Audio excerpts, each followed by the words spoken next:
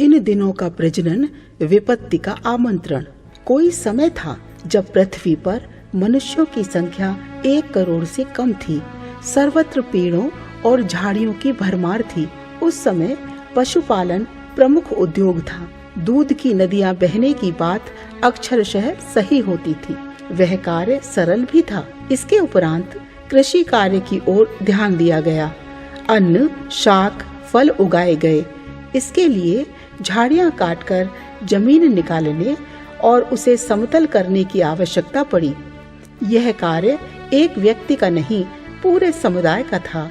अस्तु बड़े परिवार बनाने बसाने की आवश्यकता बढ़ी।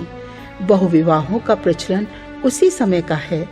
अधिक बच्चे होना एक सौभाग्य माना जाता था, क्योंकि परिवार जितना बड़ा होता था उसी अनुपात से कृषि एवं गोपालन से संबंधित बहुमुखी क्रियाकलाप इसी आधार पर सुविधा एवं सफलता पूर्वक चल पाता था। वन्य पशु खेती उजाड़ते और हिंसक पशु गोपालन में बाधा डालते थे। इसके लिए सुरक्षा प्रयत्नों की आवश्यकता पड़ती थी। यह भी उन्हीं से ठीक प्रकार बन पड़ता था। समीपवर्ती गांव में आने जाने के लिए रास्ते बनाने पड़ते थे। गर्मियों में पानी के भंडार के लिए तालाब बनाने या खोदने पड़ते थे। कच्ची मिट्टी से बने झोंपड़ों की जिंदगी भी थोड़ी ही होती है। उनका निर्माण अथवा सुधार भी हर साल का काम था। इसके लिए श्रम करना ही पर्याप्त नहीं होता था, सामान भी एकत्रित करना पड़ता था। यह बहुत पुरानी स्थिति का वर्णन नहीं है। इस काल को बीते 2000 वर्ष भी नहीं हुए जब संसार भर की आबादी 1 करोड़ थी, मात्र अकेले मुंबई शहर के बराबर।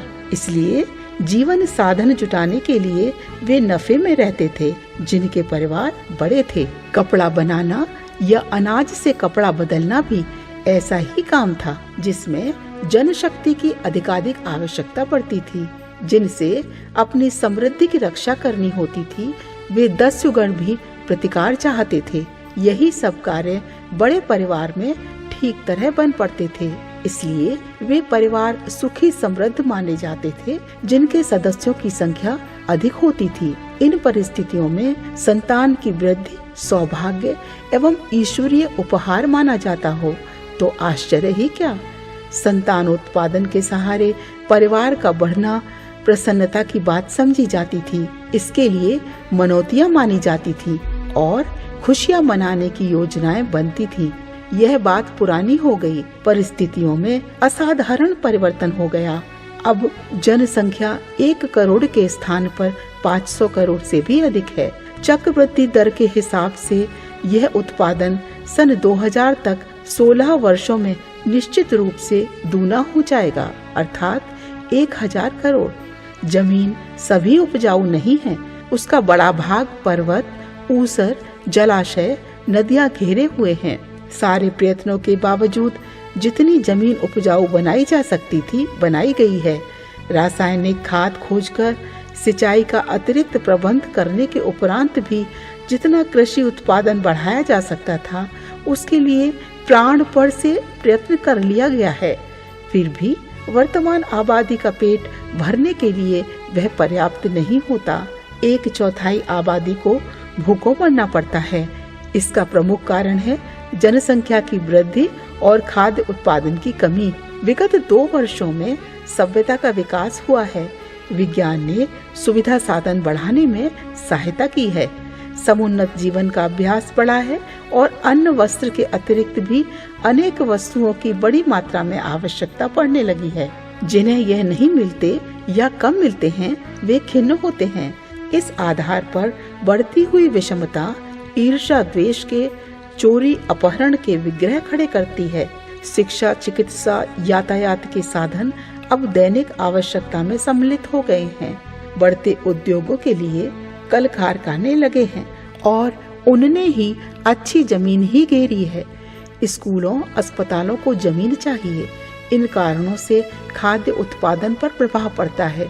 वन क्षेत्र पिछले दिनों जलावन तथा इमारती लकड़ी के लिए इतने अधिक कटे हैं कि अब और अधिक कटाई की तनिक भी गुंजाइश नहीं है।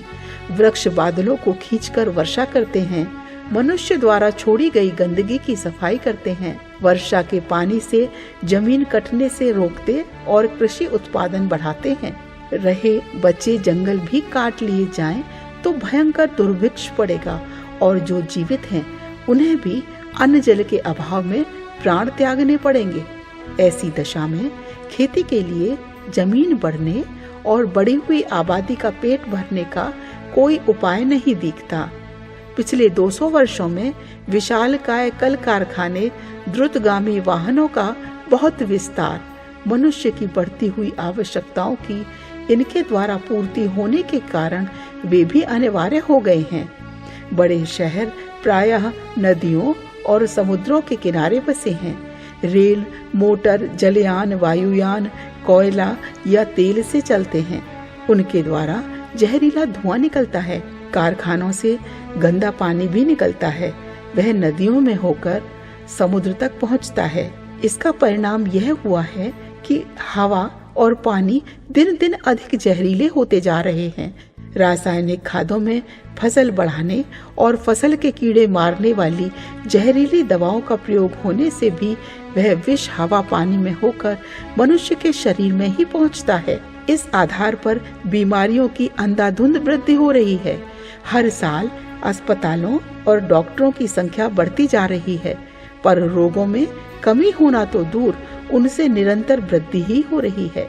यह अभिशाप बढ़ी हुई जनसंख्या और उसकी सभ्यता के साथ साथ बढ़ती आवश्यकता की पूर्ति के लिए किए गए प्रयासों का कटफल है। अणु अस्त्र या आणविक बिजली घर इन दिनों तेजी से बढ़े हैं।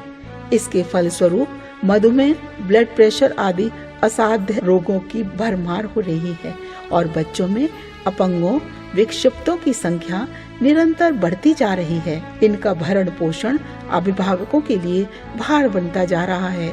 द्रुतगामी वाहन खनिज तेलों या कोयले से चलते हैं। इनका भंडार पृथ्वी में सीमित मात्रा में ही संग्रहित है। कारखानों और वाहनों के लिए तेल या कोयले की खुदाई तेजी से हो रही है। जांच पड़ताल करने पर पता चलता है कि यह खनिज ईंधन इस गति से निकाला जाता रहा तो वह अगले 50 वर्षों में पूरी तरह समाप्त हो जाएगा। तब कारखाने या वाहनों का चला सकना संभव नहीं रहेगा। उस उत्पादन के अभाव में लंबी यात्रा करना संभव नहीं रहेगा। बिजली घर भी ठप हो जाएंगे। तब सुविधाओं की आवश्यकता मांगने का अभ्यासी मनुष्य उस गतिरोध का सामना किस प्रकार कर सकेगा, यह चिंता का विषय है। लोहा, तांबा जैसी धातुओं का उपयोग भी बढ़ी हुई वैज्ञानिक सभ्यता के कारण अत्यधिक हो रहा है। यह खुदाई अधिक दिनों न चल सकेगी। तब बर्तनों से लेकर हथियार बनाने तक के साधन न रहेंगे। जमीन की बेतरह खुदाई उसे खोखली ही करती है।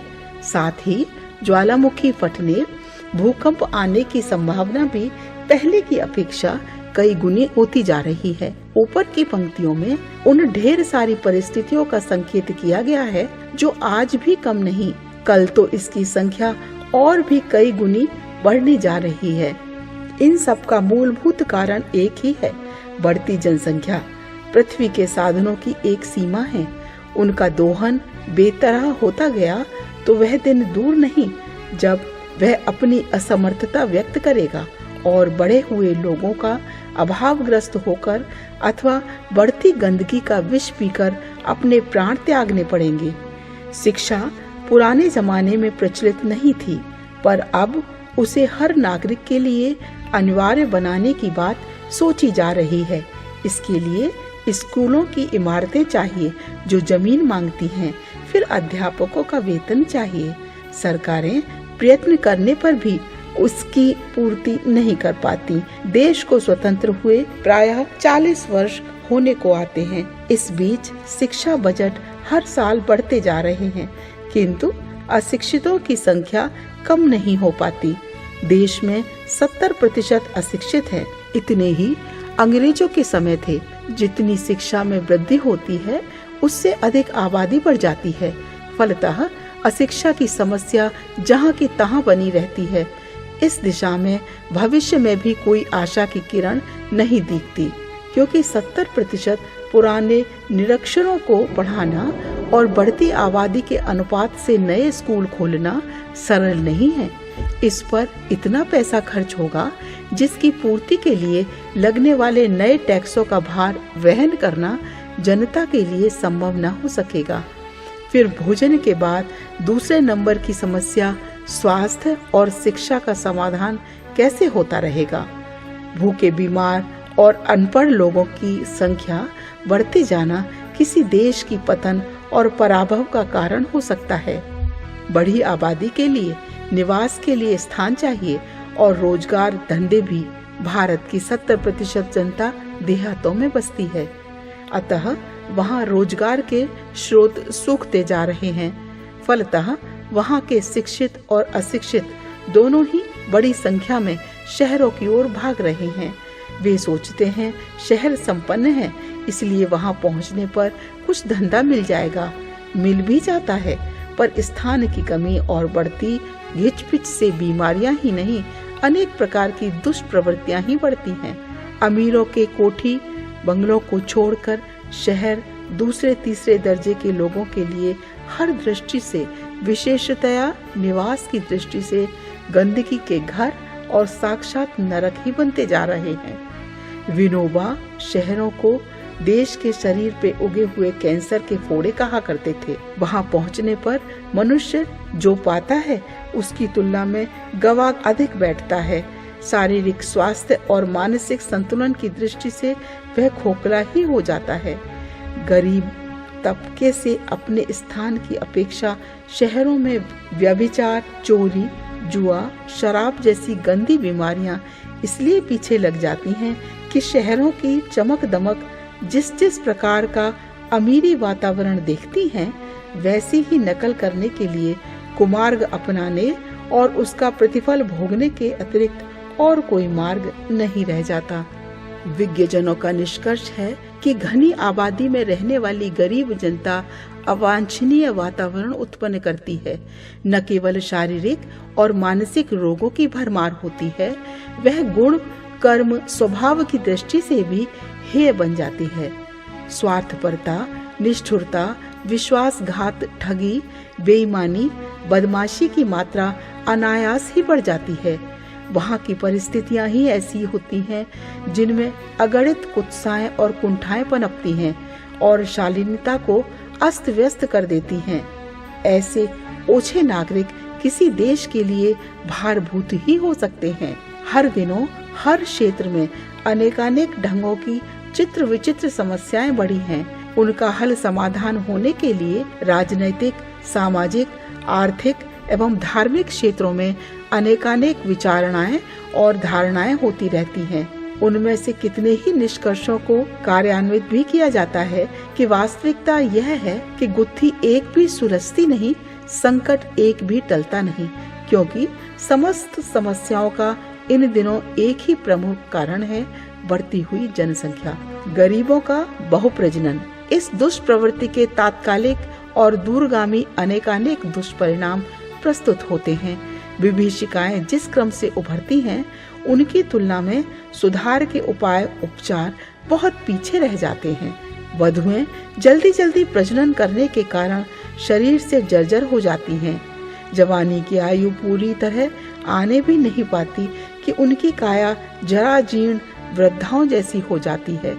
जिस काया में से कट छट कर बच्चों के शरीर बनते हों, जिन्हें लाल रक्त सफेद दूध की तरह बालकों को पिलाना पड़ता है, इतने पर भी जो घरेलू कामों की व्यस्तता, गरीबी, तंगी एवं कलह के वातावरण में घुटती खपती हों, उनकी जिंदगी कितने दिन काम देगी, इसका सहज अनुमान लगाया जा सकता है। इस प्रसव संकट में 100 के पीछे 13 का प्राण चला जाता है।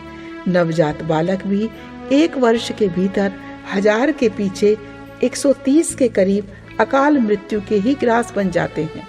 जो जीवित रहते हैं वे कुपोषण पर निर्वाह करने के कारण वे जन्मजात रोगी होते हैं। बड़े होने पर वे जिस वातावरण में रहते हैं उसमें सुसंस्कारिता का वातावरण नहीं मिल पाता। बिल में रहने वाले चूहों की तरह वे घर के पिंजड़े में ही कैद रहते हैं। घर के बाहर निकलकर किन्हीं के साथ रहें तो वहाँ उन्हें कुसंग ही कुसंग हाथ लगता है। माता पिता आजीविका उपार्जन तथा घरेलू व्यवस्था में ही इतने व्यस्त रहते हैं कि बच्चों को शिक्षित, सद्गुणी एवं सुसंस्कारी बनाने की ओर ध्यान नहीं दे पाते। गरीबी वैसा कुछ करने भी नहीं देती। पारिवारिक चिंताओं में पिता भी घुटता रहता है। ऐसी दशा में बड़े संयुक्त परिवार तो निभेंगे ही कैसे। अपने अंश वंश का बोझ ढोना भी कठिन हो जाता है।